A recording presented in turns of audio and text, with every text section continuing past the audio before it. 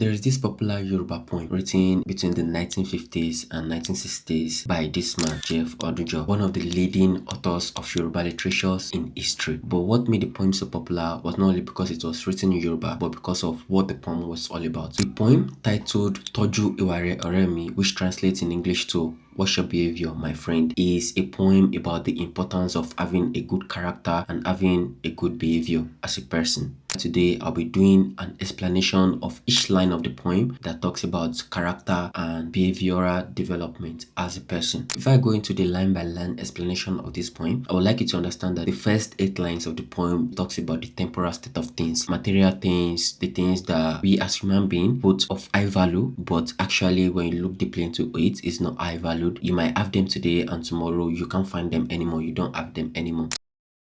In line 1, it says Toju Iware Oremi, which is the title of the poem itself. Toju Iware Oremi, which translates to "What's your behavior, my friend?" This is talking about you as an individual to always be reflective on what your character is and also how you behave towards others. One thing I could get from this poem is literally in the first line. If you look at this deeply, this is coming as an advice from a friend, either a best friend, a relative, or anything. Oremi in Yoruba language translates to "my friend." So when you have a friend that can advise you, it goes to show this communal living in the Yoruba community. And I kind of liked how J.F Odunjo was able to portray that in the first line of the poem. The second line of the poem states Ola Mashilo Nilieni. This translates to wealth could depart from people's home. So money does have wings and money can fly away at any time. That's where the literal translation, wealth could depart from someone's home. So if you are rich today, wealth is somewhat temporal and it's not something that lasts forever. The third line of the poem, Ewa Asimashi Lara Eniyan. This line actually translates to beauty could retreat from people's body or from someone's body. This is also still going back to the second line, which is the temporal state of things, and you can see this recurring in the first 8 lines of the poem. The fourth line of the poem, Olowo oni ndolo shebodola, and this translates to someone who is rich today can become poor tomorrow. I think this is something very evident in today's life, and even someone who is wealthy today can become poor tomorrow, and someone who is poor today can become wealthy tomorrow. And one thing I like about this line of the poem is also the uncertainty it has to it, because you don't know how life moves, you don't know what can happen, you don't know what life has in place for you.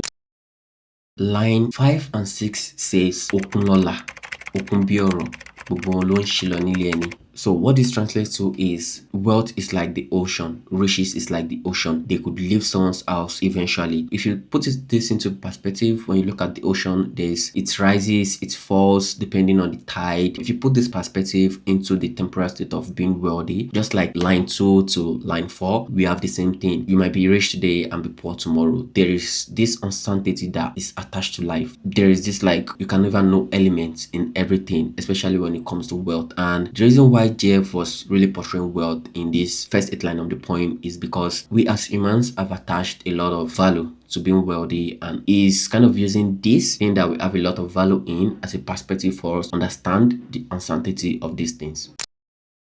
And line 7, which says Ṣùgbọ́n ìwà ní bánidé sáré. This is where the poem starts to connect and you see the opposing side, should I say, of what the author of this poem is trying to portray in the poem. Ṣùgbọ́n ìwà ní bánidé sáré means it is only your character that goes with you to your grave. When you die, all the wealth and everything you have acquired on earth will be left on earth, but the only thing that you take with you is your character and how you've behaved to other people, how you treated other people, and what you did for them. I think that's one of the things that will stay in their mind. How you treated people who were below you and above you, and vice versa. Even sometimes how you treated yourself. So that was what line 7 was really all about.